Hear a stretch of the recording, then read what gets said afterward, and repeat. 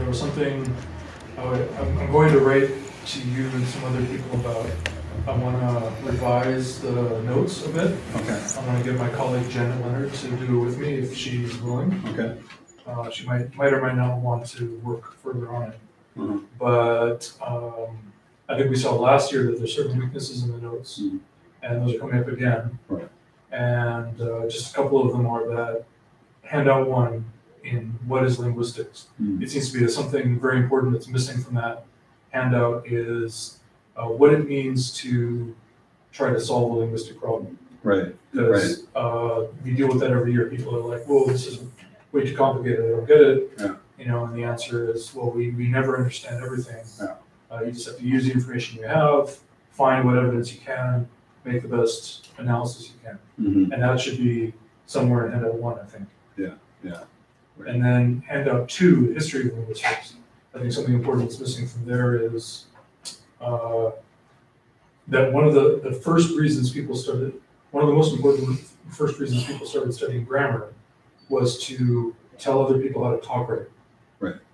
And that seems to be a part of human nature. Right. We have some grammar police. Yeah, that many of us think that the way we talk is the right way. Yeah. And we need to tell other people how to talk like we talk. Right. Right. That seems to be. If we don't understand somebody, they have to speak more like us. Yeah. Yeah. Yeah. So that's something missing. Yeah. And then I have a few other things, but right. Those are two things that would be useful if you could address today. Sure. Sure.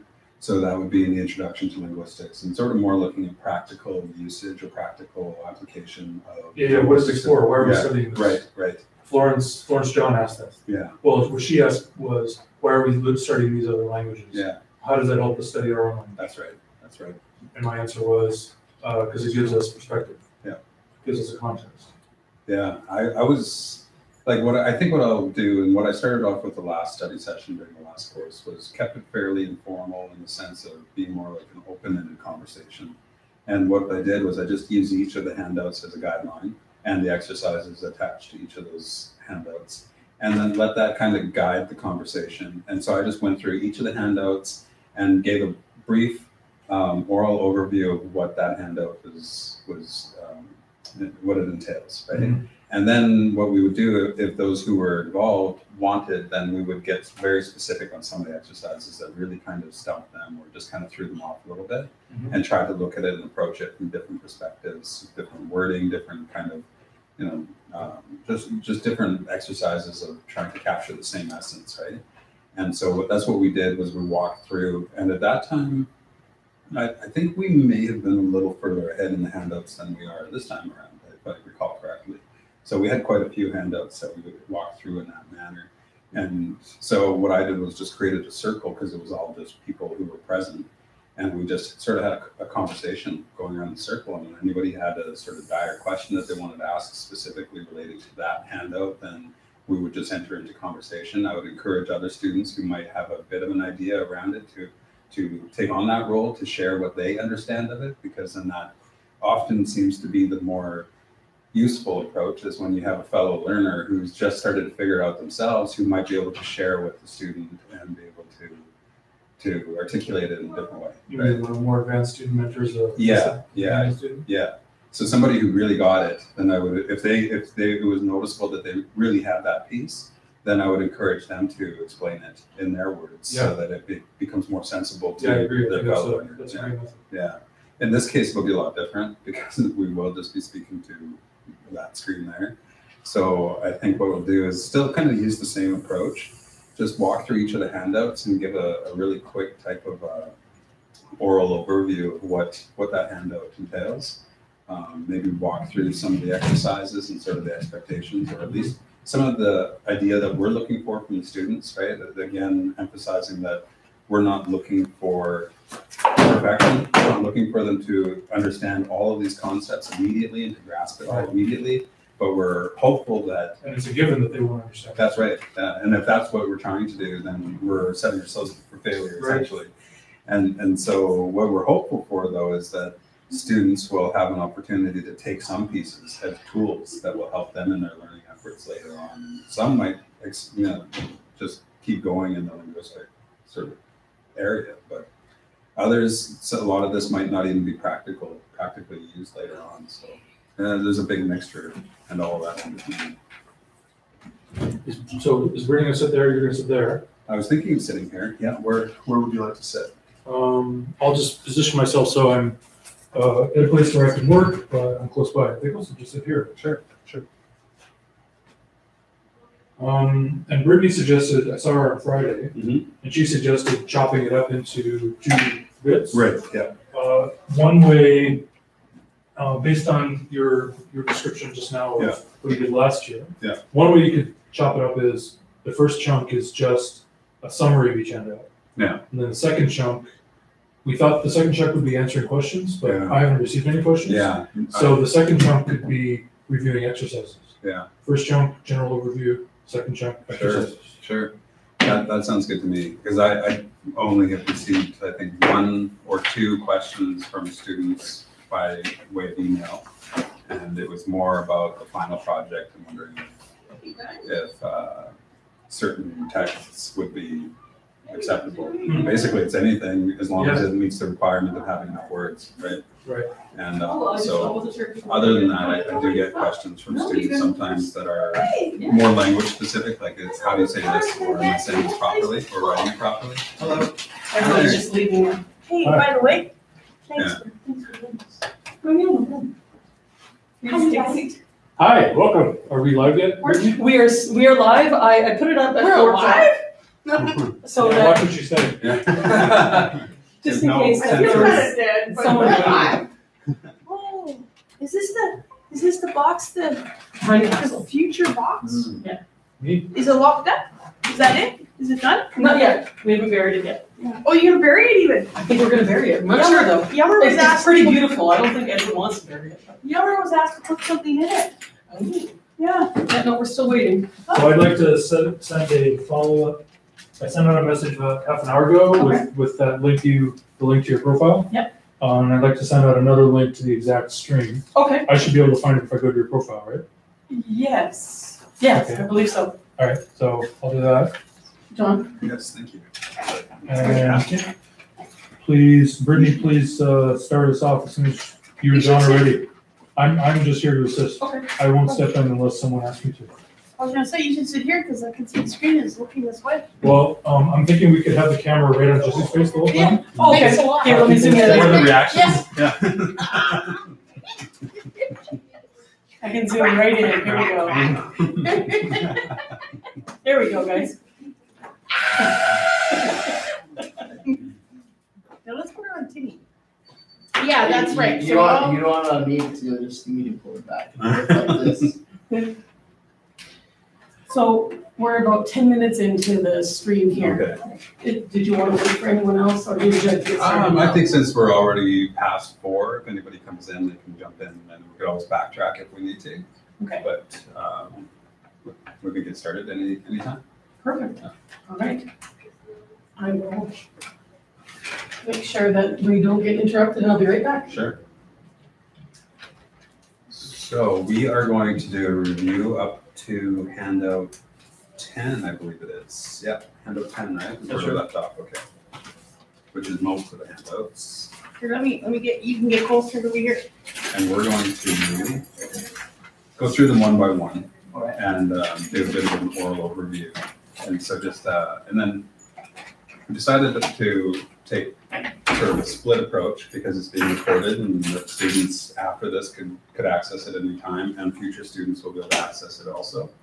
So we thought it might be helpful to just have an overview and a free-flowing kind of conversation about the handouts. And then what we'll do is we'll backtrack back to handout 1 again and look at the exercises specifically and sort of what the expectations are for those exercises. If there are any questions that you have about the exercises specifically, that would be the ideal time to bring that up.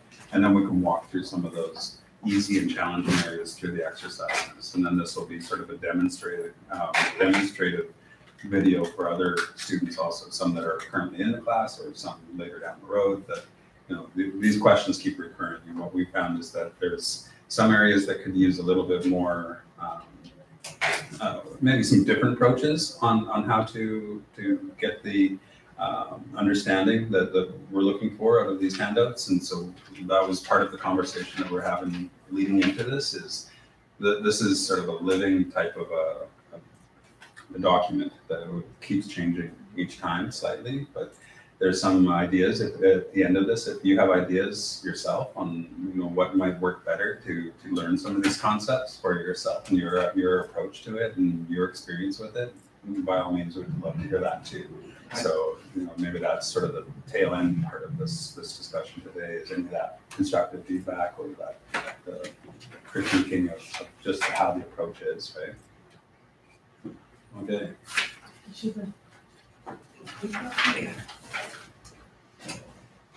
All right. All good to go. Cool. Just want to be mindful that the microphone that we're utilizing is the one all the way over there. Is it that one right? over there? Okay. It is a really powerful microphone, so it Yeah. will pick you up. Okay. But if you could use a little bit of a, Project it a little bit. yeah. Sure. Would it be better if we sat at that table?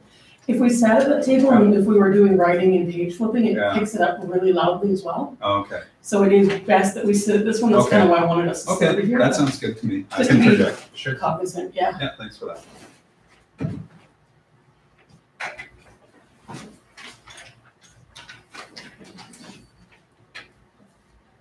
Pretty cool. All right. Siat nasatuk. Kaya hoas nachu siet. Ichab itsushti maxti in hit suhaku kahoi. Thank you all for being here today. It makes me feel good to see you guys, and to everybody that's watching on the video also. So I really appreciate the opportunity to have the direct engagement and feedback, and I think that helps with the recording, the video capture of it also, so it feels more natural in that sense, because I've been working on some videos where you're just speaking directly to the camera and you don't have that same kind of an engagement, right? So I really appreciate you guys taking the time today to come and be with us and to spend this time to review some of the handouts that we've been covering. So the approach that we're going to take with our study session today is to walk through each of the handouts 1 through 10. That's where we reached at the last day of our class, was handout 10. We started to get into interlinear analysis, but it started off with very basic sort of pieces of just introduction to linguistics. Essentially, what is linguistics? One of the biggest pieces is, why is linguistics even important for us in revitalizing our language or just learning our language? So we'll walk through each of these different handouts, and they're already themed. Handout 1 is, what is linguistics? Handout 2, a history of linguistics. Handout 3, language families of British Columbia. Handout 4, language learning. And those all, to me, are all sort of clumped together, more around some of the philosophy and the concepts behind linguistics and the varying approaches that are there to act as tools for us when we're looking at rebuilding our language, revitalizing it, teaching it especially to other young people, to young children, and those types of approaches that we end up developing, right? And so that's really, those first 4 handouts are more about developing some conversation and a deeper understanding around just what are linguistics in general, what types of subfields are there, how might that be practical and useful for us out in the field or in our communities at home, wherever it is that we apply language the most.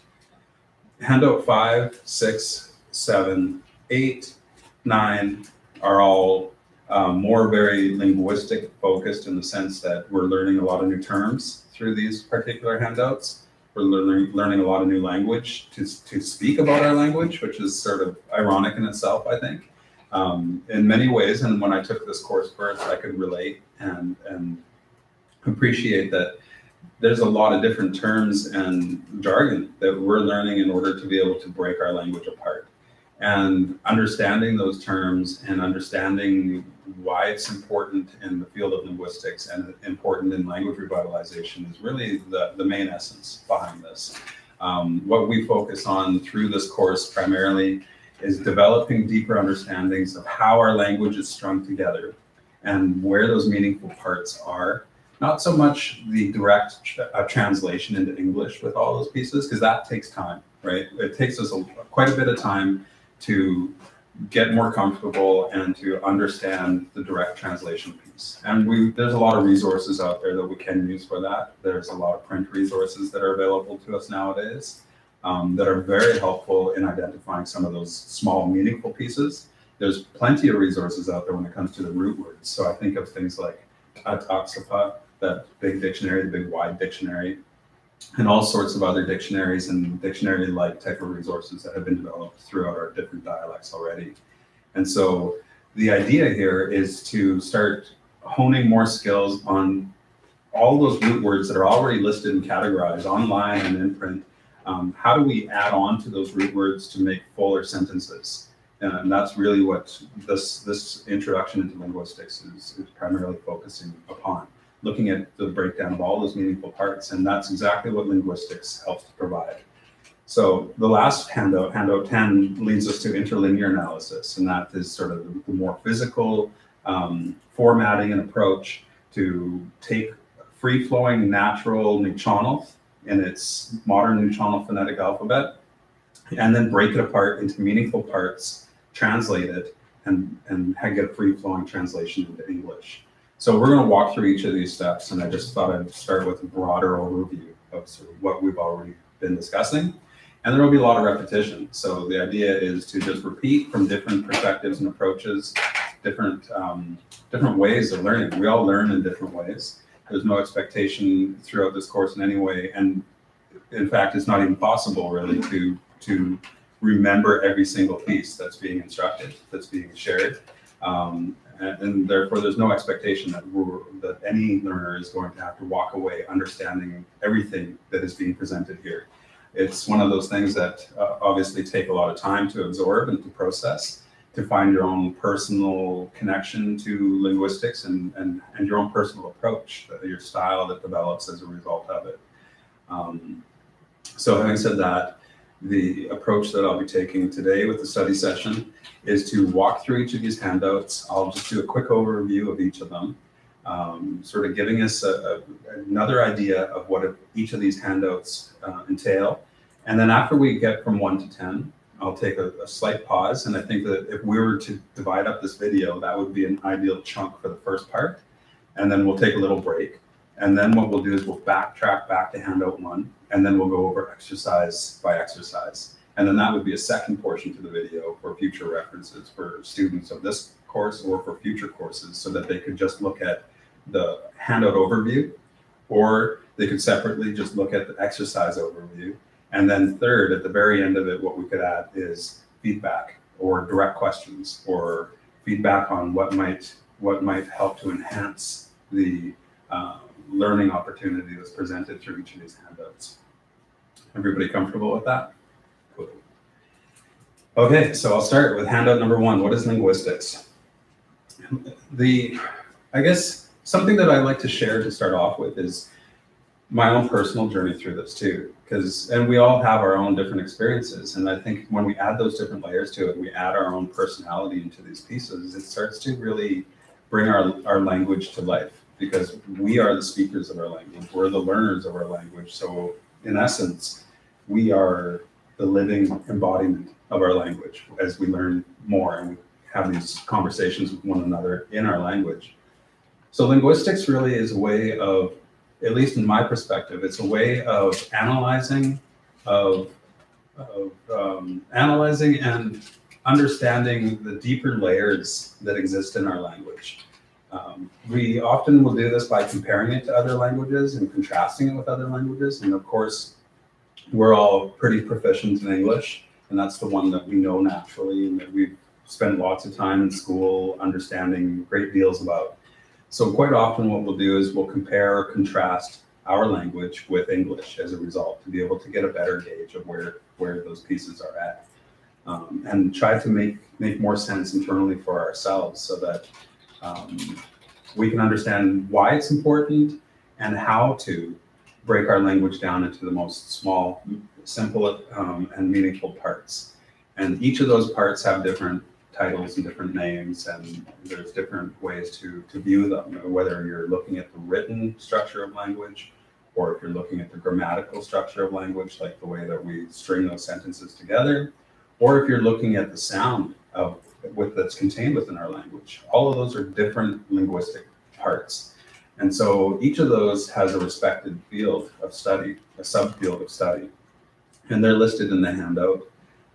We can see that there's a strong correlation for a lot of learners through the academic institutes between anthropology and linguistics, but anthropology focuses more on the cultural aspects of people and societies. So often anthropologists will look at kinship structure, the way that families are structured in different societies, or the way that trade and barter or customs emerge and flourish in different societies. So anthropology will often look very specifically at those types of elements of our culture. There is elements, because language is so much a part of our culture, there's some very linguistic components to it. And so often there will be anthropologists who cross over and start to have more of a linguistic approach into some of their examination of other societies. And Henry Kamler comes to mind for me as a person of that nature who looks at some of those cultural components, whose initial sort of observations were more around that area. But of course, language is such a prominent part of our culture that you can't exclude it from those types of research or observations. And so it's naturally a part of that type of study. Linguistics, though, looks more at the actual structure of language and tracing it back to what's referred to as a proto-language. You know, in our language, Waukeshan is the large family group of our language. You know, it was titled because it was a commonly used word that was heard quite often in the earlier stages of interactions between ethnographers, ethnobiologists, linguists, early linguists who were coming through, and anthropologists who were, you know, kind of learning about our culture for the first time. And so some of the observations that were made during those times is that, you know, a word of praise or of astonishment that would often be heard in a public setting by a lot of our people was wakash, wakash, right? And now we hear it quite often at the end of prayers still. Wakashikla is in one way, or wakash, right? And so it was just commonly heard, and it kind of stuck as one of those identifiers for our people, for our language. And it wasn't only us as Neutralists, but it was understood that there was a connection to Kwakwakwa speaking people in the north, and that there was this relationship that existed between the language, and that was understood fairly early on. And so the larger family name of our language group that covers more than just Neutralian territory is Waukeshan. And so looking at it from more of a, well, let's backtrack a little bit and look specifically and just gloss over the 6 subfields within linguistics. So these subfields are listed here, more than 6. We have phonetics, the study of physics of sound. So again, just the important sounds in the language and studying how those sounds may make significant differences in the meaning of the word, how the sounds, where they generate from, all of those important pieces. And so again, some of these subfields may be more specifically useful for when we're trying to teach other learners to speak, to pronounce, to write, you know, whatever it is that we're instructing learners to be able to do. It's therefore much more important for us to be able to understand in its most simplistic details how our language functions. So phonetics looks at the sound. Phonetics is a study of the physics of sounds and organs of speech and hearing. So the way that we hear, the way that we construct those sounds. Pragmatics is the study of how abstract meaning relates to real language use. Sociolinguistics, the study of the role and uses of language in human society. In this particular case, you know, one thing that I've heard our elders speak about is different layers of language, different levels of language, so to speak. Sometimes you'd hear baby talk. You know, when you're speaking to a baby and you're giving something to a baby or asking for something, you often use very short words, very simple sounding words. And that's no different in many other languages, English included, dad, dad, mama, as opposed to mom, dad, or mother, father, right? So what we see is this elevation and graduation of language use that starts to develop further and further through our stages of life. And so in our language, we also have different tiers of language use. We have baby talk and baby names, you know, that are more specific to around that stage of life. We have more sort of just daily use type of language that we would use with one another in our households or whatever we were doing for the day. We have prayer language that's more specifically attuned to those actions of going out in the morning and bathing and cleansing and how we might speak and make our connections with the Creator or the ancestors that we wouldn't necessarily speak to each other in the same way on a regular basis. And there's also a very formal type of way of speaking to one another, like in a feast-like setting, or if a chief was acknowledging you for something that you might have accomplished or contributed, there would be a different way of interacting in that kind of a context and how we would speak to one another in the language that would be used. One of the more common examples that we have today is many of us know the word kleko, meaning thank you, right? Or different variations of pronunciation of it, kleko. And we hear a lot of different, more modernized ways of pronouncing it also. But one of the teachings or understandings behind that specific term, as far as I'm aware from elders that have shared, is that was more commonly used in a higher level of language. And that would be in a situation where you were in a very formal setting and you were publicly being acknowledged, or you were acknowledging a chief or somebody of high ranking status. And it's a very formal type of a word in that sense. Whereas today it's become more common usage on a daily basis, which is very different because some of that meaning has started to fade away to a certain degree. We understand that it's one of our words, we know what it means, and so we apply it. Whereas in traditional times, there was a bit of a tier system on, where that type of language would be used, and it wouldn't necessarily be used on a daily basis. And so something that we might say on a regular daily basis with one another is "Ushachklets" in Berkeley, or we might say "Aphaisitla you've done something kind for me," right, in Central dialect. And depending on why you're acknowledging or thanking the person, there's different ways to be able to do that. Right? And kleko is still commonly used and accepted today, but it's just an example of how there were different tiers of language use within our overall language. So sociolinguistics is one of those subfields that would study that specifically. It's an interest of mine. I really am curious about some of the obsolete language that you find in older texts and documents of our people that don't seem to be used at all today. And when we sit with elders, they don't know the words because it was used in a much different context. So sociolinguistics covers some of those pieces. Anthropological linguistics, and I kind of talked about this one already. Anthropology studies more the human behavior and how we interact with one another. And so language, of course, is one of those ways that we can interact with each other, and it becomes a part of that type of study. But it's only a part of that study. It's not just language specific, it's all of the ways that we interact with each other.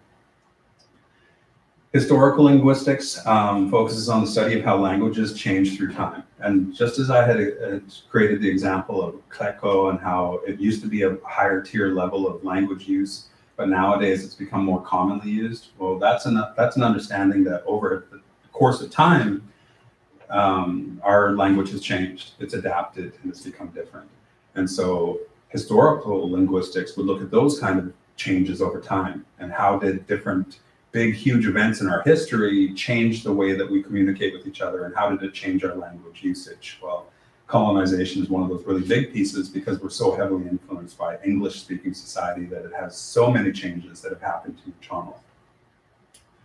Language acquisition is another subfield of linguistics. And language acquisition focuses on the study of how languages change. The study of language learning by children and adults. And this is a big one for a lot of us because we're new learners too. We are often learning this new channeled language as a second language nowadays. And obviously many of our goals is to start having have it as a first language for as many of our people as possible. And so language acquisition is another study, a subfield of linguistics that will focus more upon learning methodologies. What are the different ways of being able to pass language on from one person to another, or from one person to a large group, or whatever the type of approaches that we're looking at. Obviously, in traditional times, it was a much more natural and innate type of an approach where we were born into the language. We were surrounded by it, much like we are in English today. And so we're not necessarily just sat down and instructed on a daily basis with English. We pick it up. We naturally pick up the patterns and the sounds and all of those pieces just by being surrounded by it and immersed in it all the time.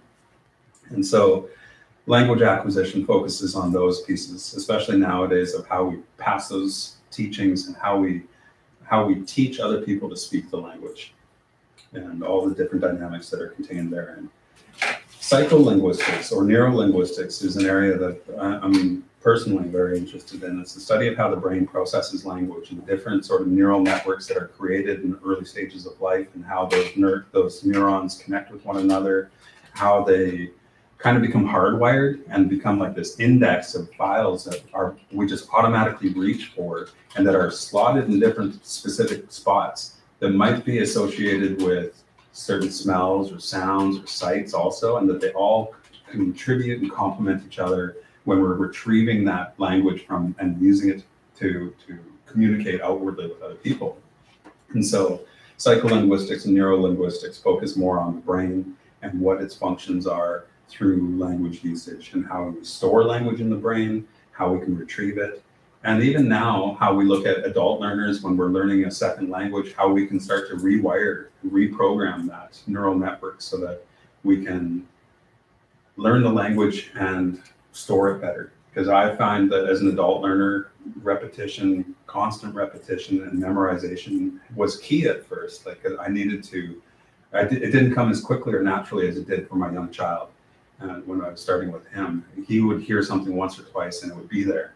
For me, I had to say it over and over and over again, and then it was finally stuck there. So that's the neurolinguistics of it. How does that exactly work? Well, there's a whole subfield that looks deeper into that. Computational linguistics, the study of how computers can process natural language. I think that's one that, I don't know if you guys know about David, but I know that that was an area that he was involved in and was quite interested in. But nowadays we're seeing more like app development and those types of things. There's things like Babbel or other types of language apps, Duolingo and other ones that, you know, you can go on and they have their Rosetta Stone too. They have their own approaches where often they'll just flash images and put the word in the language and exclude English as a result of that whole processing piece. And so with the computational linguistics, it looks at, you know, maybe even the fonts, because it took a while to be able to just type in on our computers and on our devices in our language. So there's those elements to it. There's the the other components. Applied linguistics is the application of linguistics to education, law, and other fields. And so in our language, you know, when we're looking at formalizing our alphabet as an orthography, that would be one of those types of parts. Like what is the history of the Mutual phonetic alphabet as we know it? Was it formally recognized by certain political bodies or other things that might kind of solidify this as a universal type of a language, written form of our language, right? We didn't have that until recently. And so what we have is a whole bunch of speakers who have their own styles of writing our language, the way that it sounds to them, which can be very confusing because everybody will write differently. And then we can't compare as easily with one another. So looking at the applied linguistics and how we can bring our language in written or oral form into our places of work, into our places of school, into our homes, and to wherever we want it to be so that it's kind of more well-rounded in that approach. So I believe, there's a little bit more. I'll skip over some of the other terms here, like I've skipped over phonology, morphology, syntax, and semantics. And these are some of the grammar pieces. There's also, on the second page,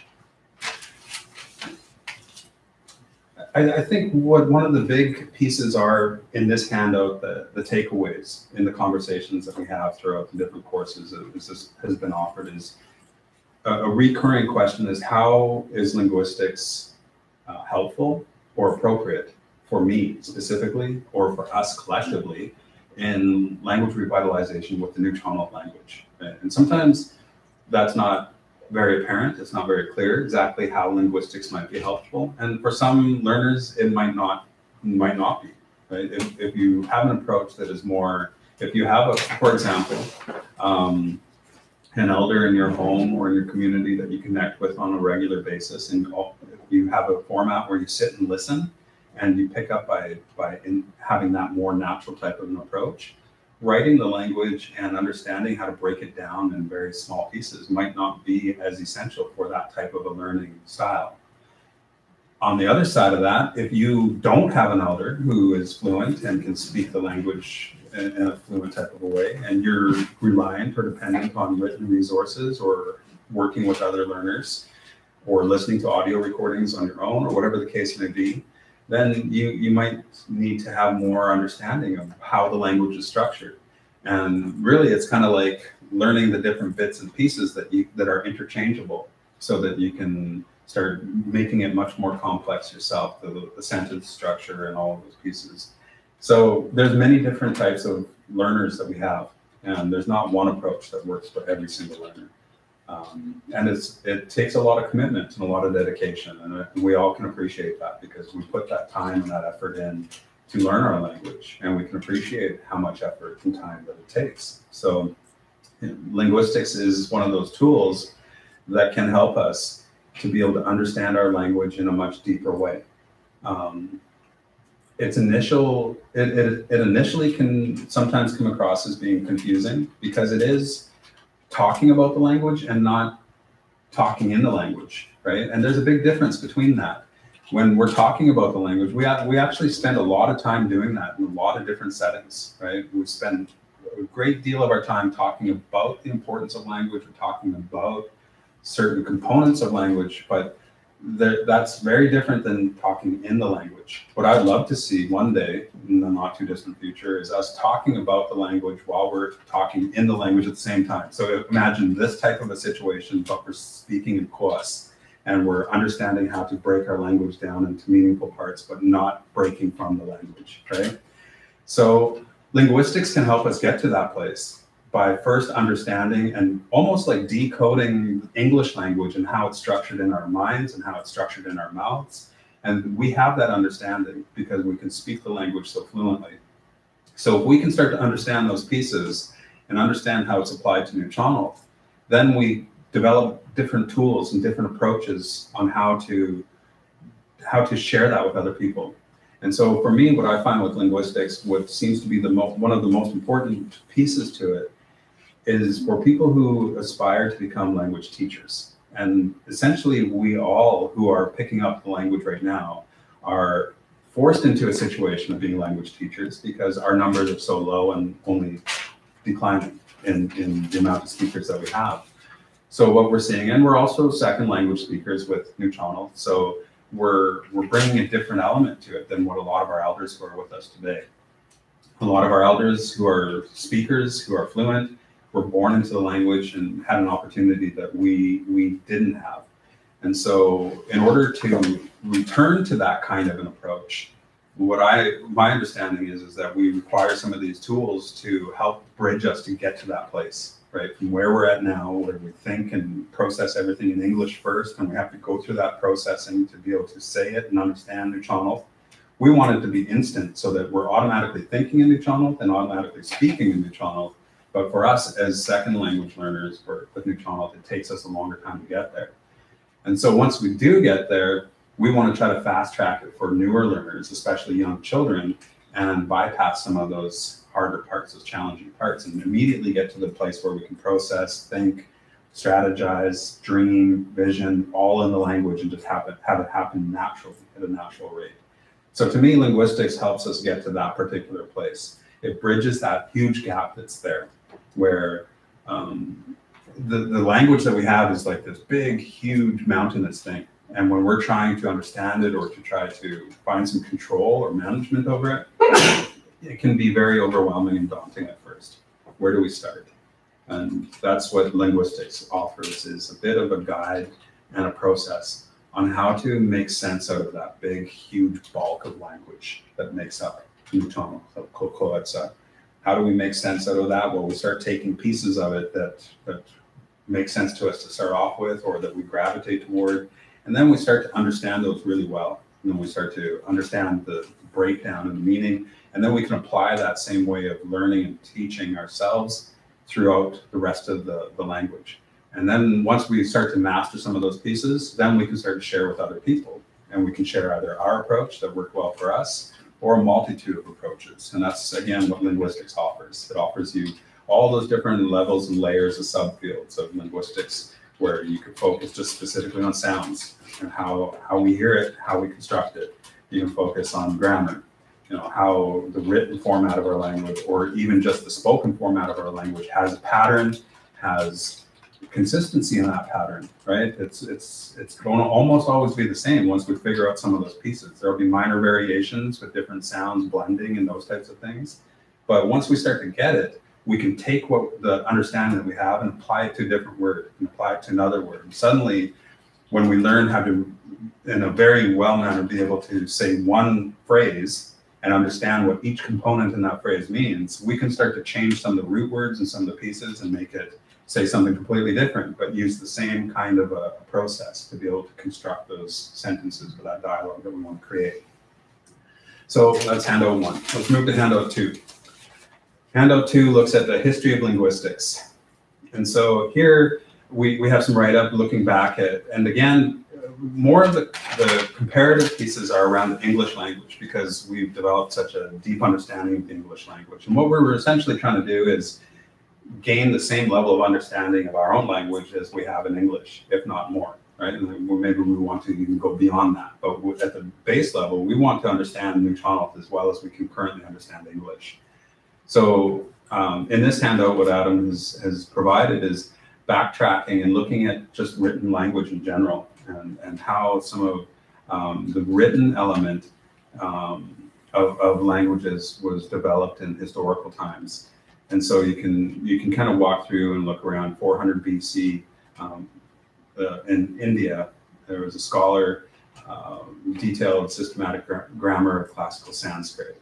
And so often when we hear language and historical languages, Sanskrit is one of those language titles that pop up really easily and quickly, right? Because it's considered to be a classic or ancient language that was written and that was documented. And so you can continue to analyze that language because of the fact that it was written, and it's there for us to continue to observe and to analyze.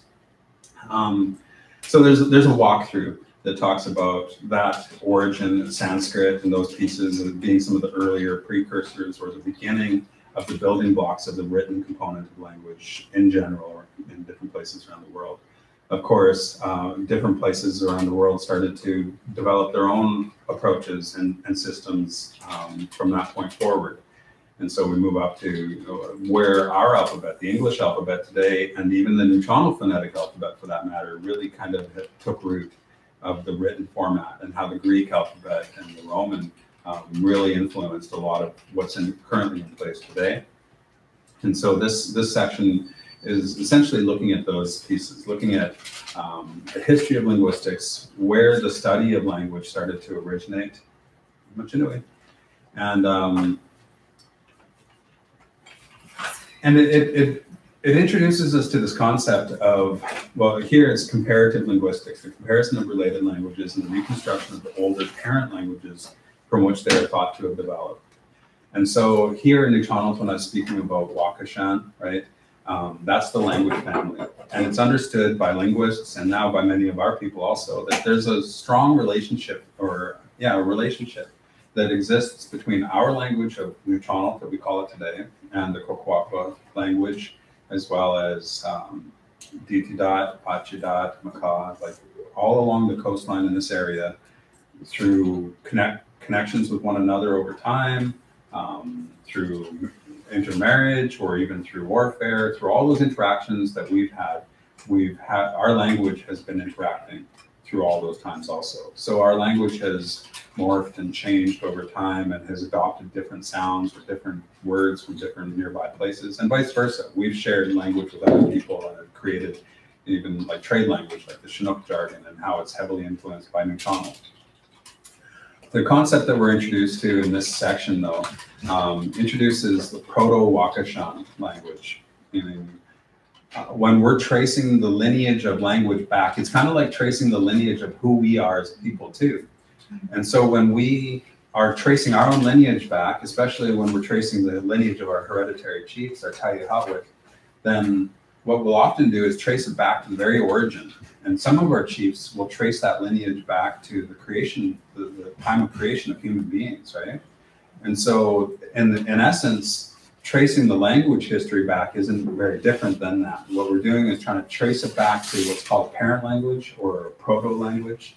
And in this case, it would be Proto-Waukeshan. And sometimes we have to just use our imagination a bit more to imagine that there was a language that existed a long time ago that was the original language in somewhere in the area. And from there, it branched out. As people moved and migrated to different regions and started to interact with each other, different dialects would form, different sounds, different sub languages from that might have formed. But what we can do today is, even if we don't understand the language completely, we can still appreciate that there's some similarities between the way that the language is structured and the way some of the sounds that are contained within the language family as a whole. So the concept of this parent language is that there was an ancestral sort of one language that was in place to a certain degree and branched out and became the many languages and dialects that we're more familiar with in today's landscape. Let's see, structural linguistics understands sounds, words, and other parts of language by how they correspond to and oppose each other within the system of a language. Okay, so we'll get back to that when we come back to the exercises. So I'm just going to kind of gloss over these handouts, and we'll get to some more of these specifics, such as structural linguistics and generative linguistics. Generative linguistics being an approach that tries to identify a few simple rules of grammar that generate all the complex patterns in sounds, words, and sentences. These are nice, succinct ways to memorize later what each of these areas are, but right now what we want to do is essentially pull them apart to understand what each of these areas are. So with the exercises, we'll go over that here in a minute, and I'll just jump ahead to handout 3, and of course we'll be backtracking again to go over more specific details. Handout 3 is on the language families of British Columbia. So this builds on that idea of the Proto-Waukeshan family, the parent language to our language, and how our language is related to neighboring language-speaking regions. We have a whole bunch of terms here: language, native language, indigenous, aboriginal, dialect, idiolect, jargon, pidgin, Creole, language family, language area. There's very good descriptions in this handout for each of those. I'm not going to go into great detail about the specific definition of each of those terms. However, if there is a desire to learn more about any of those specifically, when we backtrack, we'll go over some of those terms if you want more clarity on it. So there's some examples on here of language families across what we call Turtle Island or North America today. And when you look at a map of the languages, you can appreciate that there's some sections that are huge when it's all color coordinated. You can see that the Algonquin speaking language family is enormous. And there's a lot of migratory patterns and behavior over history that have happened throughout the huge section of the prairies and all of that area. So it makes sense that geographically, that language family group would encompass such a large geographic space, because there was a lot of travel and interaction over large sections of land. Here for us in what we call British Columbia now, when you look at a map of the language families, you'll notice that it's very small and colorful. It's speckled all over, and you can just go a little further down the road and hear and see and observe a completely different language. And so a lot of this has to do, in my mind, has to do with geographical placement, where we originate from. What kind of barriers, physical barriers, may have impeded us from being able to easily travel and interact with each other, such as the huge mountainous coastline, and how it wouldn't have been as convenient for us to go deeper inland, but it was more convenient for us to follow along coastlines. So then you'll notice the pattern being that our language family stretches across the coastline as opposed to moving further inland. So that, to me, that speaks to a geographical sort of a placement where we originate from and how our language spreads from that source, from that point, and it spreads outward from a specific source, which lends itself to that idea of the parent language, the Proto-Waukeshan language. I remember sitting with some elders when I went to the court first, and they didn't want to think of our language like that. It just didn't come naturally to think that there was a different form of our language that this language has taken root from. But what we can appreciate is that the language does change over time. It evolves, it adapts, just like we do as human beings, right? So our language behaves in a very similar fashion. And so we can make the assumption then that the language was very, very, very different the further we trace it back. And almost to the sense or to the place where it would seemingly be almost a completely different language when we trace it far enough back. But there will be some elements that are there that have carried through, right? And over time, we've added those changes into the language ourselves. So this handout of the language families looks at some of that more specifically. It talks about the Waukeshan family and the Salish families here that we're most familiar with in our area. I always find it interesting, that there's sounds that exist in the Coast Salish language that we don't use and vice versa, and that we lived close to each other in close proximity and traded with each other for how many thousands of years, and yet we retained our own unique way of speaking throughout. And so even though we're in close proximity, it doesn't always mean that it's going to have that heavy of an influence on our language. But nowadays we can see that English has a huge impact on our language, the way that we sound when we speak, the way that we think about the language, the fact that we write it down, those are all heavily influenced, outside influence types of aspects to our language today that has changed our language from where it was before. So this section looks more at the broader language families and really starts to pull apart the compare and contrast type of an approach. Well, what kind of similarities do we see between languages? Well, we might not understand exactly how to speak or pronounce all of these. So if we let's look specifically at an exercise here, and that's exercise 8 on handout 3 on page 6, it would be. And here we have 3 different dialects and actually 2 different languages. And when we first glance at this, especially if we're new learners, we likely wouldn't know how to pronounce all of these characters. And so it can be kind of confusing when you first take a look at this type of an exercise and try to determine what the similarities or differences are. But as you look at it even closer, you can start to appreciate, well, there is some similar characters. We can see that there's a rounded and glottalized K at the beginning of both of those words. So then we can start to see that those represent the same sound. The same sound exists within both of those dialects as a root too, because it's at the beginning of the word. What we can also look at is the English translation, the interlinear translation, that isn't the free-flowing conversation at the very bottom. What you can see on this example here actually is sort of a precursor that's showing us a 4-line interlinear analysis. See, it starts with the natural flow of the language, the target language. And then you have the breakdown of meaningful parts. Then you have the translation of those meaningful parts. Then you have the free-flowing natural English translation of it at the bottom. And this is a 4-line interlinear translation that we are working toward being able to do ourselves. So some of the things that you will be able to appreciate as being similarities just by looking at this is the characters that are used that represent the sounds of the language. So one thing that we notice right away is the rounded glottalized K and the I. Quit is a common root for these parts.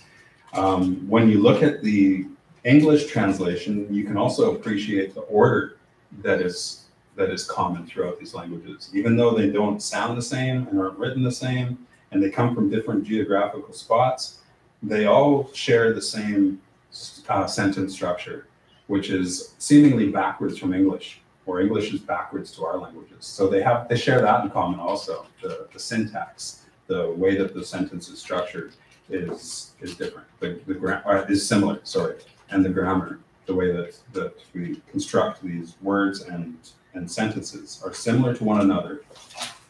So these exercises are really trying to pull that out, trying to maybe not understand the direct translation right away, because that comes over time, but at least starting to develop the understanding that a phrase in Nuchonal could be this long, but it might be made up of 4 or 5 or 6 different meaningful parts. And when we start to understand that there's 4 or 5 different meaningful parts to a long phrase, we can take those small parts and add them to other words and make our own sentences. And that's the goal here. The goal is that we start to understand each of those small meaningful parts as best as we can. Okay, handout 4, language learning. And so as we mentioned earlier, one of the subfields of linguistics is language acquisition. how do we go about learning the language? And especially in today's environment, where we have a lot of differences and challenges in learning our language.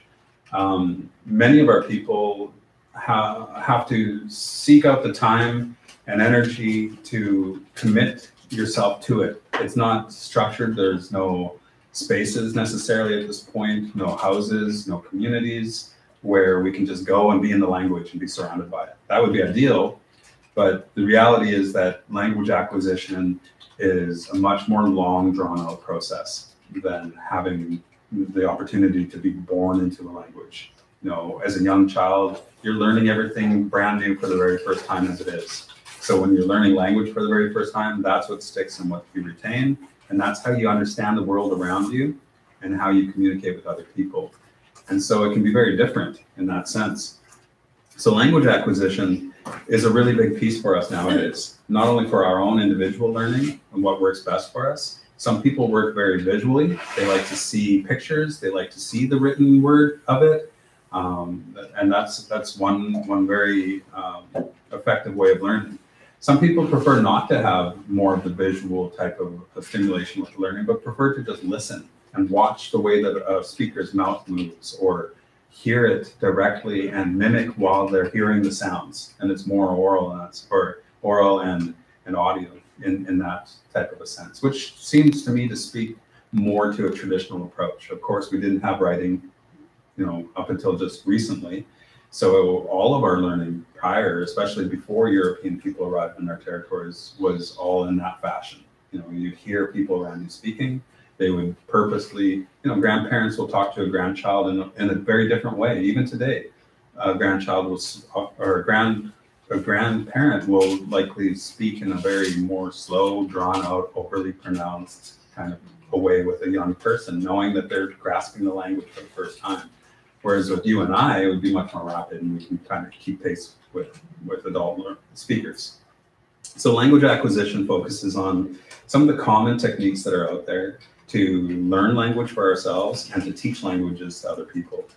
And so there's one of the first parts on here is understanding the difference between an L1 speaker and an L2 speaker. L1 speakers are people who learn the language as the first language, often in a very natural way, hearing it around them, picking up the patterns and the codes to the language all on their own, and then processing all that piece internally and hardwiring their brain to think and speak in that way. So that's an L1 speaker. Those are our speakers that we have few of today in our communities, that we sit with and we ask those questions. How do you say this? Or we get that verification and those pieces from them. L2 speakers are like us. We learned English first, but we're learning a second language. And so there's going to be a lot of differences when it comes to that type of learning, obviously, because we have to process the language that we already are familiar with and understand the differences in the language that we're acquiring. In this case, we have to understand the differences in how we think about and process and speak English, and start to understand how it compares and contrasts to Nuu-chah-nulth. And so some of those are in sound. What we start to appreciate is that in the English speaking language, most of the sound comes from the front of the mouth. And so we're really structured nowadays to have all those muscles in the front of our mouth and our teeth and our tongue to be structured to English speaking. But when we're trying to make some of those other sounds that are in our language, they're coming from further back. And so there's a very big difference between English and Nuu-chah-nulth. So when we're doing language acquisition, sometimes it's good for us to think about how can we teach people to make proper pronunciation. If we're looking at incorporating reading and writing into our teaching, how can we help people memorize or to really kind of effectively get a deeper understanding of all the different characters that we use in our language? So language acquisition is key. And this particular handout, number 4, focuses specifically on some of those pieces. So L1 and L2 is one of those first pieces that we look at on here, understanding the difference between how language is acquired as a natural language speaker, and then how language is acquired later on in life as an L2 speaker or learner who is learning it after the fact. And it comes with a different set of challenges. Another thing that's key and that you'll notice in the different approaches that are shared in this handout is the concept of language immersion. And nowadays, it's kind of become a murky area. Language nests, language immersion are often associated with programs and projects that aren't truly immersive in nature. We use the terms loosely quite often nowadays, like a language nest, but quite often what I see with language nests is what they do is incorporate a little bit of the target language, in this case, Nuchano, maybe for a few minutes or just sporadically here and there. Like maybe they'll call animals, little animal puppets by the coas name, but they'll predominantly use English to explain everything. That's not immersion, of course.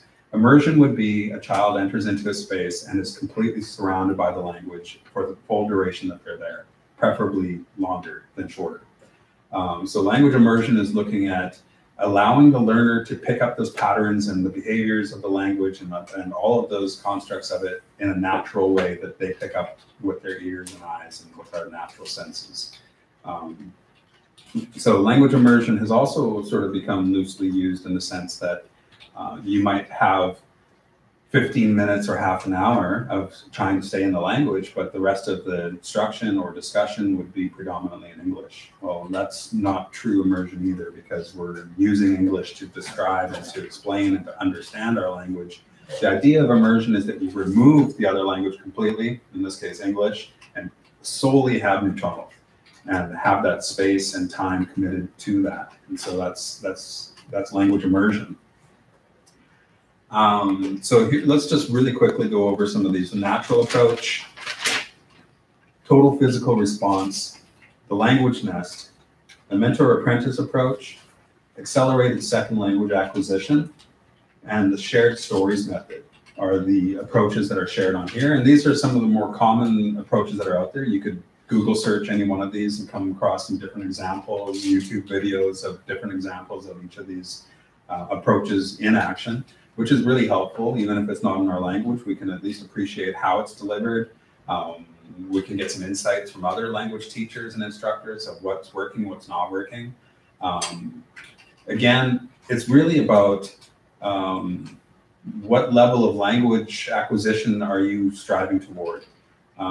In some cases, some of our families or places of work only want to inject some language here and there. Right, and that is fine, but that's not language immersion. That's just developing a deeper language understanding, right?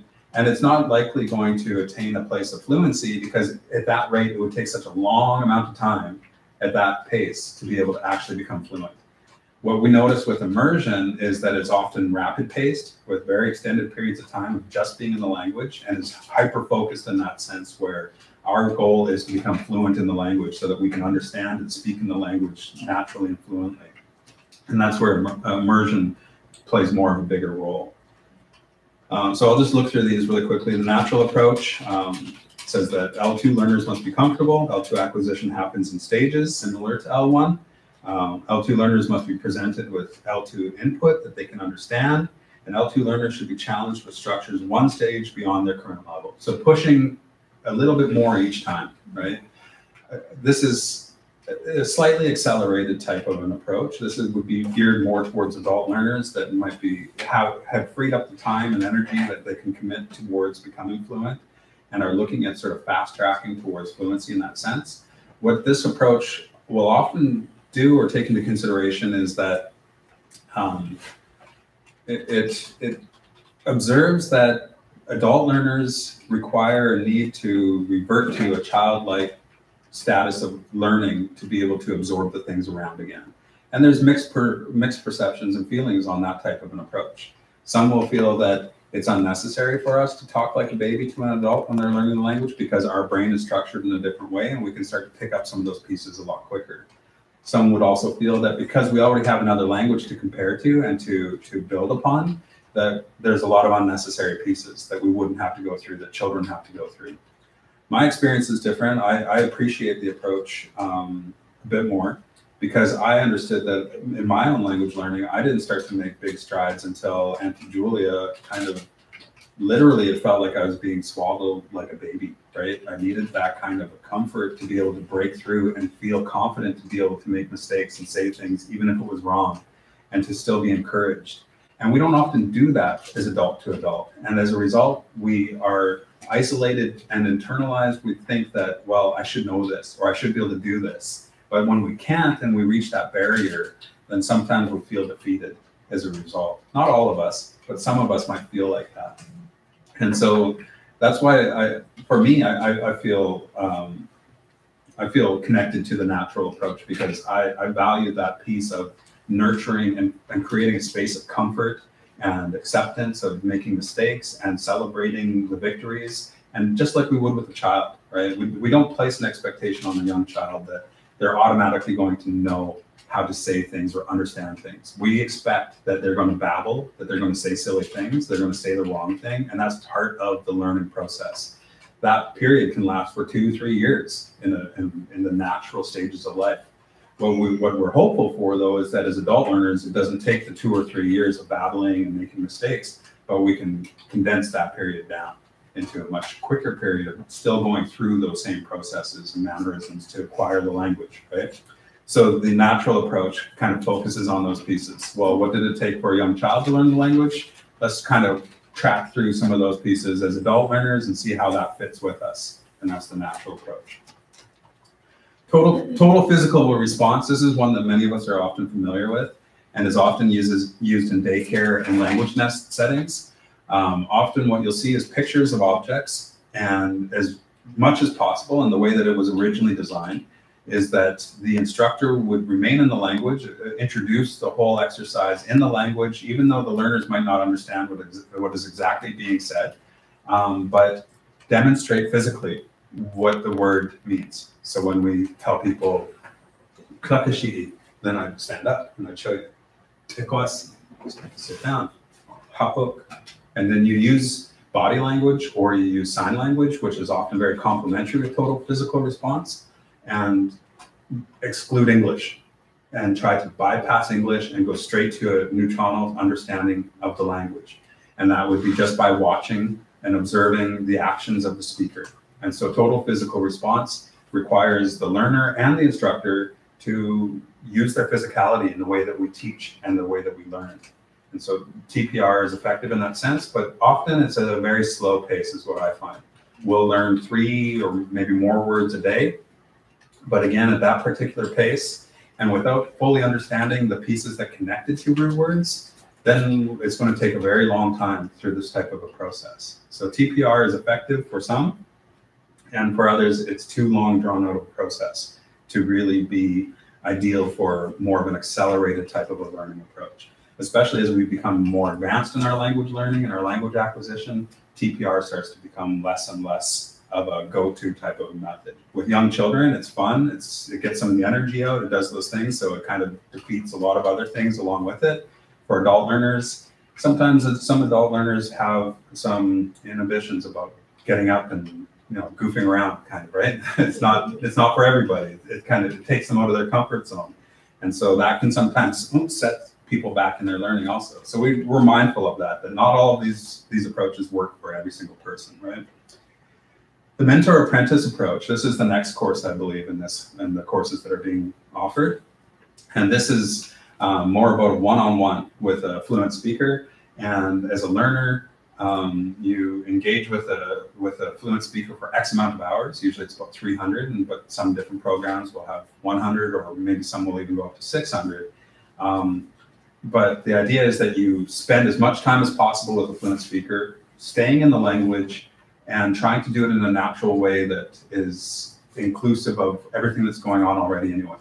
If we were to create just a space that we would speak the language to each other in, it might be challenging for us to take the stuff that we're learning in that isolated space and apply it in different places, work, school, home, wherever else we are, because we would have it so contained within that one spot. What I like about the mentor-apprentice program, that piece, is that if the relationship works well with your speaker and you're the learner and they have mobility, they can get out and they can go to places, then by all means, go to the grocery store when you're going shopping and do it in the language.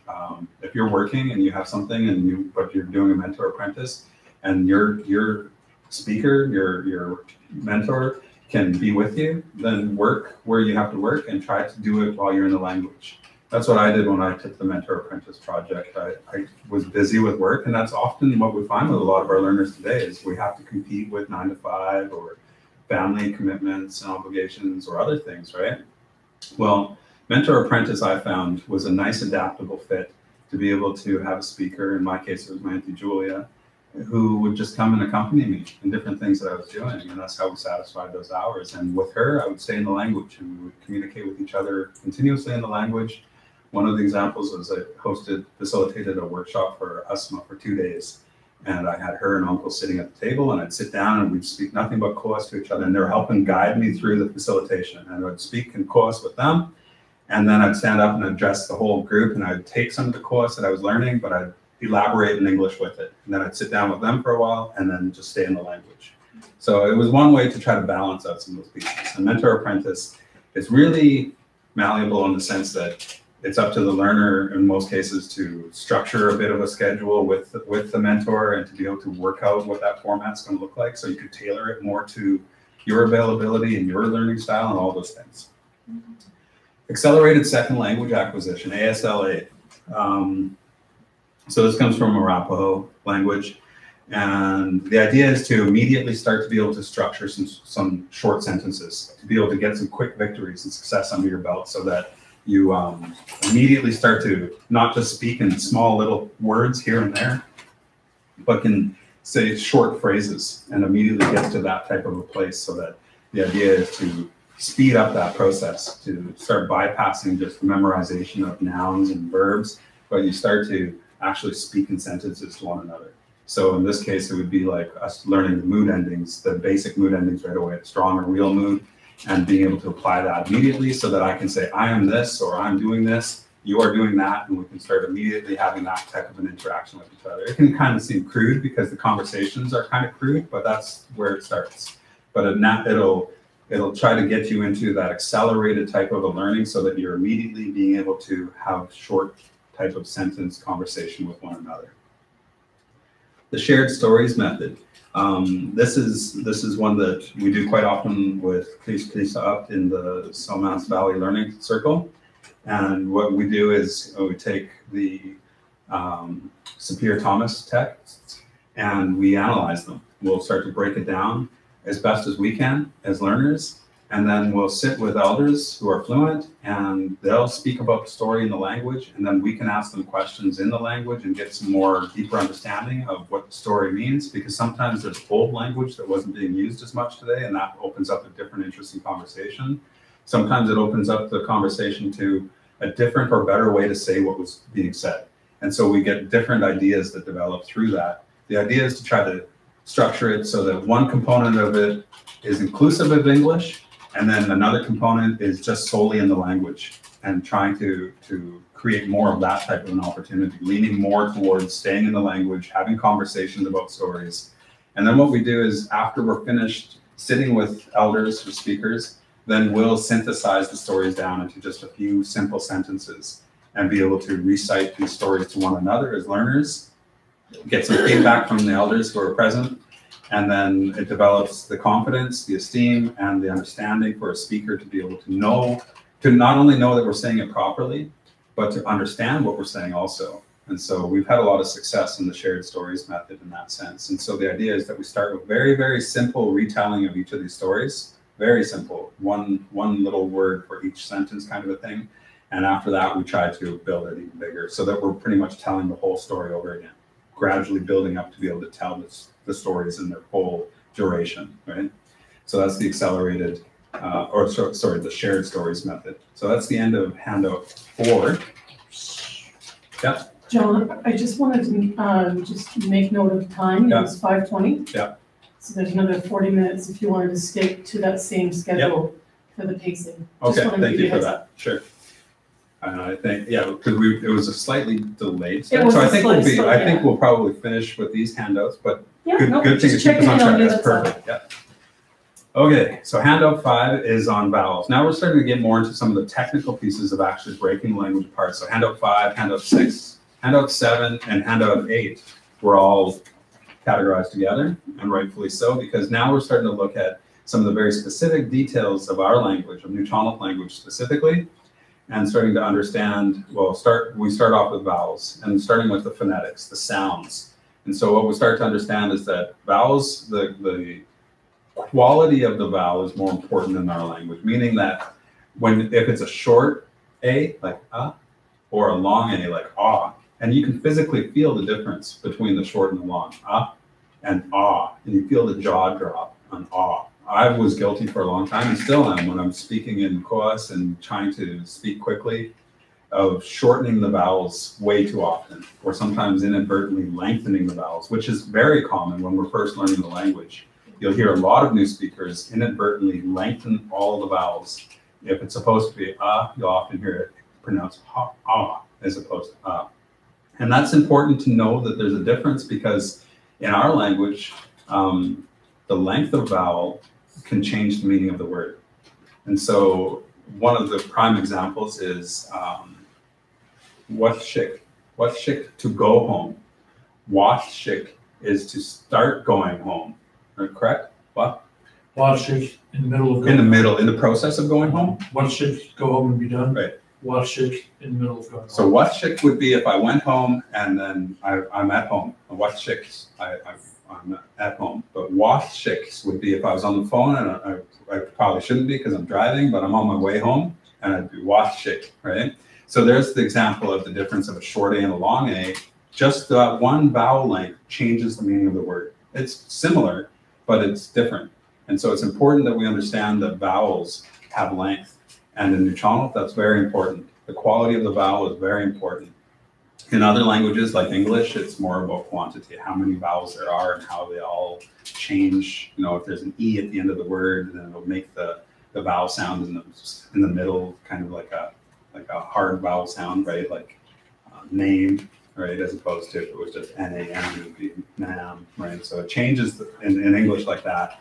But in Nuchonal, the length of the vowel is very important and good practice for us to bear in mind, right? Being very mindful of if we know the pattern of the word, especially if it's a long word, right? Let's think of a longer word like ush, chukshik, it in central dialect. Thank you, or you've been useful to me.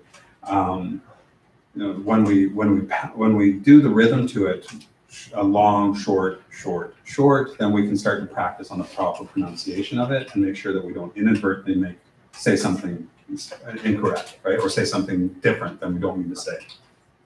So that's the phonetics of the vowels. The sound of the vowels is very important. It's also the way that we produce that sound. So was the example. Is very short. You're not getting a whole lot of mouth movement, but when you drop your jaw and make then you're making a long vowel. Ooh. So you notice that the mouth is going to do more on the long vowel sound, and that's how you can start to tell if you're hitting it properly or not. I still, like I said, I'm guilty of sort of cheating some of those vowels and knowing that it's not right because it's just the English way of thinking, right? It's kind of reverting to that kind of way of thinking of the vowels. So it's common for us to go through that process. Vowels in Nuchonal, for the most part, are what we refer to as monophthongs.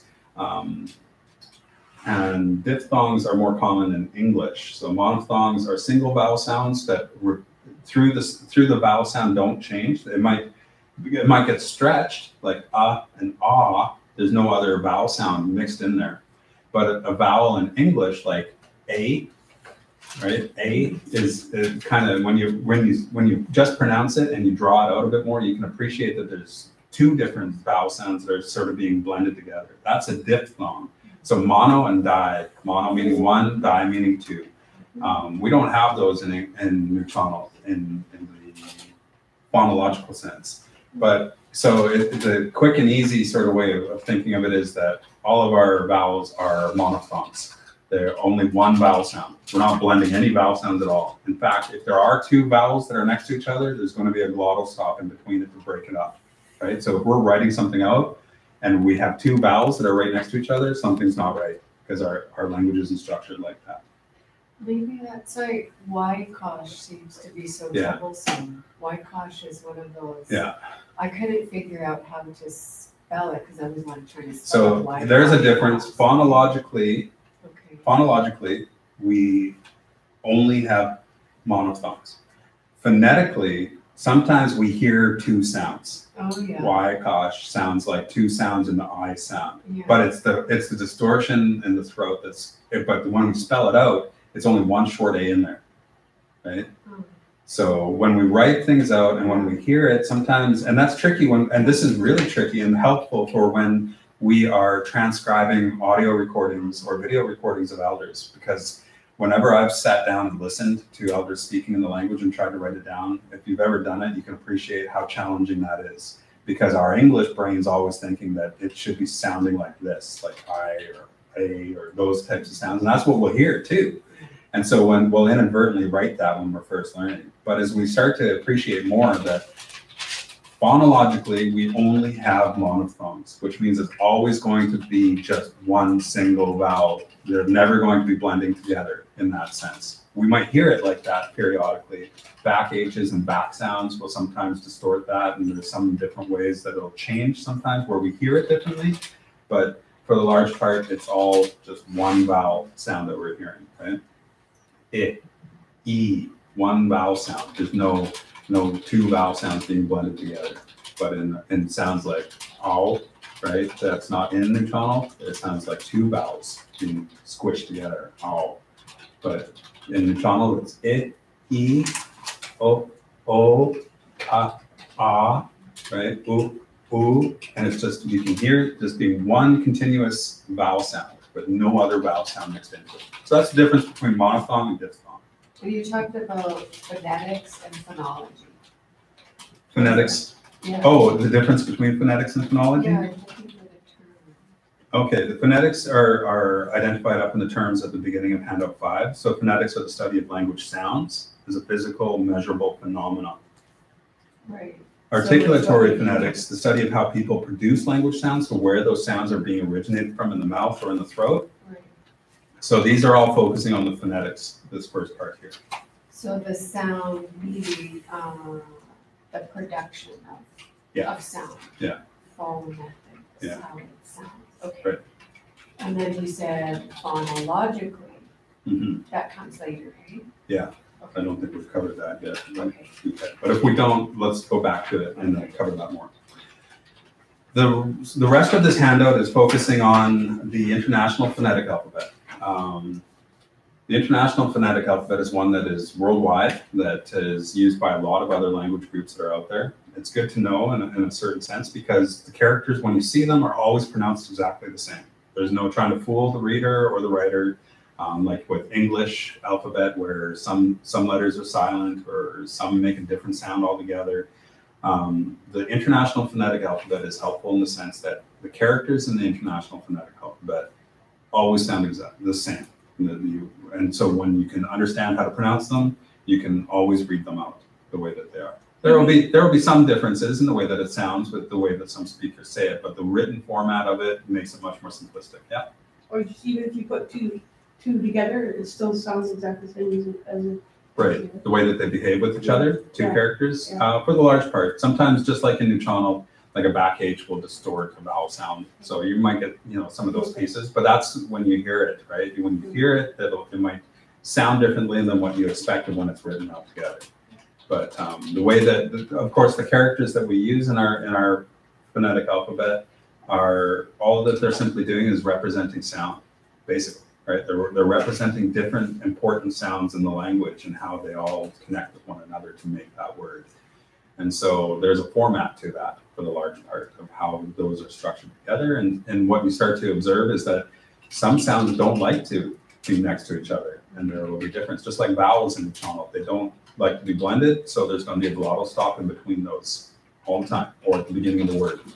I won't get into any of the other ones because I don't want to confuse, but you're right on the track that you're on. So the next part is on the International Phonetic Alphabet, and it starts with vowels and the vowel sounds that we're familiar with in English. And really what the importance here is developing an understanding that phonetically and with the International Phonetics, there's very different sounds with vowels in English as there are in neutronics, right? They're quite different from one another, and it really exemplifies that fact. It also familiarizes us with the symbols that are used in the International Phonetic Alphabet, which can look quite confusing because they're not symbols that we use in everyday writing. But this is important for us as learners because some of the older documents or some of the other materials that are out there might use some of these pieces, and it would be good for us to know. So it's good knowledge for us to pick up if that's what that's what we plan on doing in our research or practice. So that's what these exercises focus on. Handout 6 is fairly similar, but this time instead of vowels, it's on consonants. And it looks at consonant place, consonant matter, and consonant phonation. This one I've found often requires a lot of assistance when it's facilitated in the classroom with all of the learners, and very seldomly comes natural and easy. It's one of those things that it just takes some time to really process and figure out. Essentially, what we're really looking at with consonant construction, they make much harder sounds than the vowel sounds are. Vowel sounds are fairly soft in the sense that it's more of just this release of air and the way that you form your mouth to release that air to make that sound. So what you notice with vowels is you will move your mouth around and let the air out in order to make that sound properly. Ah, ooh, right? You feel the lips move, but there's no obstruction or anything. With consonants, we're playing with a lot of different parts. We're playing more with the vocal cords down here that can be wide open, that could be partially open, or could be closed. And so that will play a different factor in the way that we make these sounds. And so that's why it's important for us to, if we're trying to help other people, understand how to make the sound properly, because some of the sounds in our language just are not existent in English. Some of the glottal sounds, especially, like, or the barred lambda stuff. It's interesting because some of the students actually did identify the th as a shared sound in English and Newtonal. You know, and there are some words in English that might kind of have that sound, like the one that's commonly used is athlete, right? But if you just isolate the THL, you're kind of getting the th. But one way that I always explain it is you make the L sound. So if you make L, but hold your tongue at the end of the L sound at the roof of your mouth where you naturally rest it with the L. And then once you have it there, keep the tip of your tongue in that spot and simply blow some air out both. And that's the barred L. So what we've just done in that little exercise is demonstrate place and phonation and manner. But there's many different ways with all the different consonants that exist in our language. That's one example of the barred L, where you place where the place in your mouth is that's originating the sound. Well, we've identified that the tongue is being pressed up to the top hard palate of the mouth, and that's an important part. The expression of air that's coming out is partially obstructed by the tongue, and so that's an important part for us to know. That was just a different way of explaining it. This section will, in very linguistic terms, identify basically the lips, tip of the tongue, teeth, right behind the teeth, hard palate, soft palate, the uvula, that's kind of the thing that hangs in the back of your throat, where we make a lot of our hard sounds, like the Q, and then further back, where the pharyngeal and the glottal come from down here. It's kind of just a relaxation of the throat for the glottal, and the pharyngeal is a tensing of the throat, right? And so what we're doing is we're manipulating the vowel sound, or the sounds from down here, sorry, not vowel, but consonant. And it's good practice for us to know which different parts, ranging from down here with the glottal, the pharyngeal, and then the back sounds, and then moving all the way up the tongue and the mouth up to the lips. So each of these are listed here. Bilabial is obviously both of your lips. Labiodental has the lips and the teeth involved. Interdental is more like the tongue tip between the teeth, like the TH, right? That's not in our language, but that's an example of it. And so here's all of the linguistic terms for all those different regions of the mouth and where those consonants are constructed. We'll go to the next page and it shows you the diagrams. It shows you with the international phonetic symbols of where those sounds originate from, which portion of the mouth, and then you can backtrack onto the page prior and be able to identify them by the linguistic terms. Essentially, even if you identify it just by the terms that you're most familiar with, this sound originates from the lips, pa, pa, right? So understanding that it comes from the lips is essentially what we're looking for. But if you want to understand it in more of the linguistic fashion of being able to identify and label where that sound's coming from, well, that's what this whole section is focusing primarily upon. The place of where it comes from, the type of actions that are happening inside to make that sound be produced, and the airflow that's coming through. Handout 7 is on alphabets, and this section focuses on the alphabets as we know it, right? We know the English alphabet, we might know other alphabets in other languages, and we know the Neutronal phonetic alphabet. Talks about orthography and how that's an agreed upon universal way of writing a language and the characters that are used to write that language. We had some discussion in class as to whether or not the Neutronal phonetic alphabet is an orthography or not. Some argued in class that it could be considered an orthography because it's a commonly used and agreed upon writing system that many of our learners and speakers currently are using and familiar with.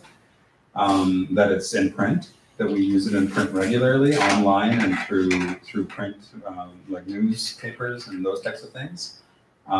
So those are arguments for the fact that Neutronal is technically an orthography, whereas some of the requirements that are usually associated with a written alphabet or becoming orthography is that it is politically recognized or recognized by an authoritative figure that sanctions it as being the universal written form of writing that specific language. Well, we don't necessarily have that specifically in place from the Neutronal Tribal Council, and the Neutronal Tribal Council, in the longer scheme of things amongst our people, is a relatively new political organization and has never really formalized that type of an approach. The Neutronal phonetic alphabet really came into existence in the mid-1980s, 1985-ish, in that area. One of the linguists that was around, her last name was Rose. She was pretty present in our communities, and it actually led towards the development of the Oxford Dictionary. So gathered a lot of speakers together, went through a lot of these conversations to determine the best ways to capture the sounds of our language. And that's what was developed. And there was a series of articles that came out in Hashasa newspaper at that same time, asking for public feedback into that process. So some of the characters were presented with 3 different options, like the back H was presented with a capital H as one option, or an H with a line underneath it, or the H with a dot underneath it. And so some of those characters were listed like that in the Hashasa newspaper as a survey form that you would cut out and return to NPC. And the question was asked, which do you prefer? Which one makes the most sense? And that's what we ended up with, was this alphabet here. That's why it's not really adapted from, I mean, it is adapted from the International Phonetic Alphabet and American Phonetic Alphabet system, but it's tailored to our language very specifically. So it's very unique in that sense. Some of our neighboring language families have adopted some similar approaches. When you look and read at the Kwakwaka'wakw language, you'll notice that almost all of these characters are reflected within their orthography as it's developing also. And it's a newer phenomena for our language. It wasn't something that we ever did before. It was never written down in that sense. So we're really kind of pioneering that still. Even though this was set in motion 30 years ago now, we're still working out kinks in it. We're still trying to make it more universal so that our speakers and learners all kind of can communicate with each other and that we can all understand what one another are writing and reading.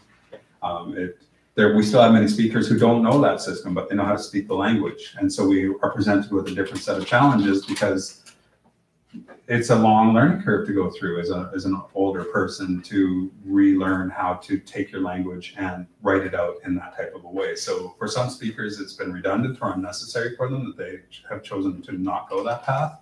And yet we have some speakers who feel adamant about learning that so that they can teach it to new learners. It's a mixture of different perspectives and feelings around that, right? So the Neutronal alphabet is essentially, one way of looking at it is that it is an orthography for our language, that it's a way that has captured the written components, the characters that represent the sounds, all the unique and distinct sounds in our language. And that's what the English alphabet is. And it's understood and it's recognized by authoritative figures like the Canadian federal government, by provincial governments, to the education system that they've established, and all those pieces that the French and English alphabets are orthographies within those languages. And that's something that we strive toward with our language, is that we can have a universal written language, and yet also appreciate that some of our learners and people likely will not even want to write the language, that they want to speak the language as our ancestors did, and not venture too far down that path. But for those of our people who are more geared toward the reading and writing component of it, it's important for us to have a universally agreed upon writing system. And that's what an orthography essentially is. Handout 8. Handout 8 focuses on phonemes. So let's look at phonology is the study of how language sounds combine to form words. So handout 8 and handout 9 are somewhat complementary to each other. Does this one go into morphemes? No. Okay, so phonemes are the meaningful sounds that are found within the language and how they combine to form words. It doesn't necessarily take just the meaningful parts. That's, again, like phonetics and phonemes has to do with sound. So all that we're really focusing on here is the sound that the language makes, and how it fits together to make sense in Nuu-chah-nulth. Once we start to get a deeper understanding of this, what I've found is that not only do we start to understand how the sounds blend together most naturally, we also start to understand when something doesn't sound right. When we're saying something or we're trying to put together a word, and then we piece together some pieces to see if it fits. After a while, it starts to become sensible and logical to us that those pieces don't fit together very well. Those sounds don't mesh together very well. And we start to gradually start to pick up those pieces, that there's a distortion that's going to happen as a result of these sounds coming together. So phonemes are important for us to understand for that sense very specifically. A phoneme is a sound that contrasts meaningfully with other sounds. And they're broken down into these different parts. I'll just walk through the terms that are shared at the beginning of handout 8. Allophones are two or more sounds that are perceived as the same phoneme, which will make more sense in one of the exercises further below. Minimal pair is a pair of words that differ in a single sound. So in that sense, it's kind of like looking at the difference between watshik and watshik. There's only one different sound in that word, but it changes the meaning completely. Well, not like drastically, but it does change the meaning of it, right? And so those are the minimal pairs. If there's one sound that can get changed, then that's a minimal pair. What's another example of a minimal pair in English? Do you have one? Book and boot. Book and boot, there, yeah, right. So it's exactly the same, but one character, in this case a consonant, is different. And so the minimal pair is the book, boot. The difference between the K and the T completely changes the word. Phonological rule, a pattern where one sound changes into another. Assimilation, when one sound becomes similar to another sound. And neutralization, when two sounds are pronounced the same in some context. So we do have some pieces like that. And one of the exercises, it looks at the three different, here, let's just jump to it here. Which exercise is it? Exercise 24 on handout 8, page 16. This exercise asks how many phonemes do the Nuu-chah-nulth vowels, the capital I, lowercase I, and the lowercase I with 2 dots next to it. How many phonemes do these Nuu-chah-nulth vowels represent? And explain why they are written as they are using the concept of allophone. So this exercise requires us to develop a deeper understanding of what each of those terms means. And remember, we're thinking more primarily in this handout about the sounds that are being made by the consonants and vowels, those meaningful sounds and how they blend together. So in this case, what we can appreciate is that the capital I in the International Phonetic Alphabet essentially makes the same sound as the lowercase I in our language. It, right? So it's represented by one character in our language, which is the short I. The long E makes the E. So we only have 2 different sounds. Even though there's 3 ways of writing out those sounds, we could use a capital I or short I that in our language represents the same sound. So we've just gone and through that surveying and all of those dialogues, we've opted for that character to represent that sound. And we've adopted the double vowels as being a representation of long vowels in our Newtonal phonetic alphabet. So those are the two phonemes that we have in the Newtonal language for the I sounds, the short I and the long I, okay, and E. In this exercise, what it does is it shows us that there's a third way of representing an I, and that's by capitalized I, but essentially it makes the same sound as that short, so A. So we don't have both, we only have one in our Newtonal phonetic alphabet. So when we're looking at exercise 24, that's essentially the type of response that we're looking for, is that in our Newtonal phonetic alphabet and in the sounds of our language, we have a short I and a long I sound that are represented by one singular lowercase I or two lowercase i's together. So those are phonemes, the sounds, the study of how people produce language sounds. Oh, sorry, the sounds, the meaningful sounds, the sound that contrasts meaningfully with other sounds is the phoneme. I'm going to go quickly, and we're almost through all these handouts, and then we'll backtrack and go over some more specific details here in just 1 second. Okay, so we're going to look at handout 9 and handout 10 next. Now we're looking at more specifically around word building. So what we've just done through the last few handouts is we started to look at some of the more smaller but meaningful pieces of our language. Now what we want to do is start to understand how they all behave all together when they're all strung together and to make a complete sentence in our language, or a complete phrase or word. So what we're looking at here is called morphology, the study of word structure.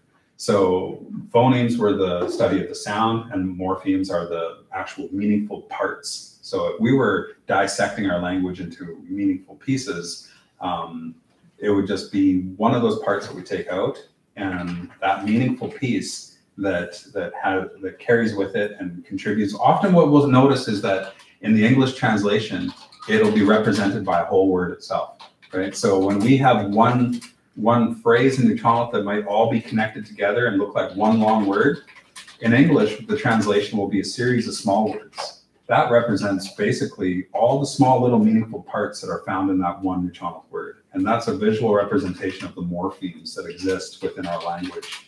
And it becomes quite apparent when we translate it into English. I was just gonna say the interlinear analysis is an example of morphology. Yeah. And so breaking it down into those meaningful parts, identifying what those meaningful parts are is identifying the morphemes within the language. That's another way of putting it. That's perfect.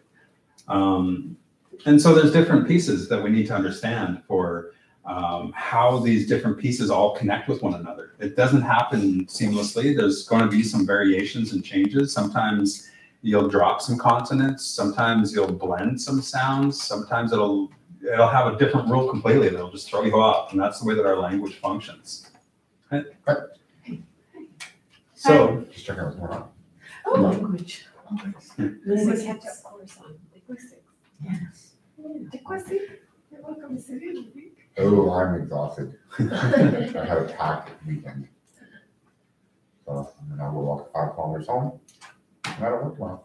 Well, rest, be well. I'm gonna be learning until about 8 o'clock, so my brain doesn't get to turn off for a while. Alright, True. So in our language, one of the common pieces that we start with as a building block, as a morpheme, is the root. And it's a little more straightforward, but more often than not in our language, because the root is almost always at the very beginning of our words. The root is almost always going to be found there at the very beginning. And everything else gets tacked on to the end. All these suffixes and infixes that kind of drop in. Sometimes we'll have a prefix that's at the very beginning, but that is usually very apparent and very easy to see or hear, because the only one that we have is reduplication of that root syllable, the first syllable. So let's think of a word that's an example of a reduplication, where we would see something at the beginning of a word added at the beginning, like Nananiaksu. nananiaksu. So then we're reduplicating the na at the beginning. So we get 2 of them, nananiaksu, which turns that into a plural, right? So nananiaksu is the singular, but we've changed it into a plural in the sense by reduplicating the first syllable, nananixu. And that's really some of the only examples that we get is through reduplication, when something gets added before a root. Almost always, the root is at the very beginning of the word.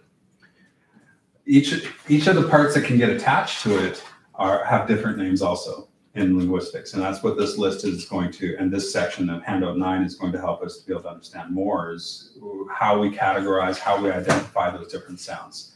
So if this was our root here, and there was a few added on meaningful pieces or morphemes, what we would do is we could kind of pull that out, examine one of those meaningful pieces more closely, and understand what it translates to, and understand how it changes things when it's attached to that root. Then that part might have another one that gets attached to it.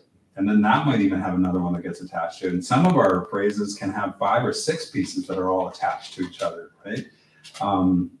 So understanding each of those pieces and how they all slot together and what kind of sound they make and how they might get distorted is really what we're looking at here with word building. And however we articulate that, the most important thing is that we understand that each of those parts carries with it a meaningful, important part. And again, in English, it's usually represented by having its own word associated with it, right? So that's what morphology is looking at, study of word structure. And a morpheme is the minimal meaningful part of a word, or a minimal meaningful part of the word, breaking it down into the smallest chunks. And we talked about root. The root is the most important or central morpheme of a word. Usually the whole sentence, it's like the main important point of a sentence. It's in that sentence that if it's all in one Utometh word, well, what is the most significant piece? It's usually the root, and that's where everything builds from there. Let's go down the list a little bit more.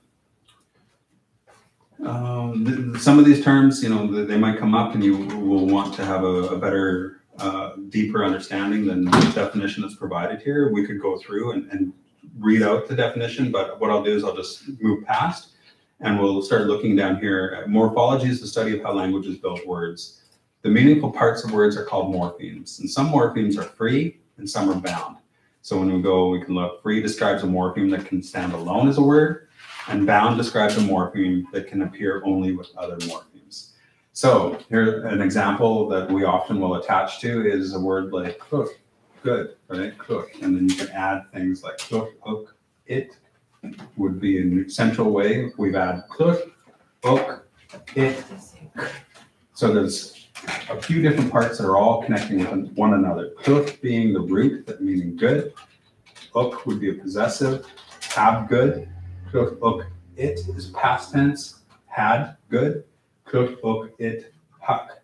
We'll use Barclay. Cook, hook, it, huck. Did you, right? Question mood, you have a good sleep, right? So it's all kind of reversed when we say it in English. We almost go right from the ending of our word and read it backwards almost in order to be able to translate it into English. It doesn't work perfectly like that, but for the large part, it's pretty much structured like that. The syntax, the structure of our sentences are structured like that for the large part. And so when it's free, you can say kluk just by itself, and it means something. It means good, even if you just say kluk. But some of the parts on there, you can't just say ok, or you can't just say it, and you can't just say huck all by itself. It doesn't mean anything all by itself. But when it's connected to that root, it carries meaning.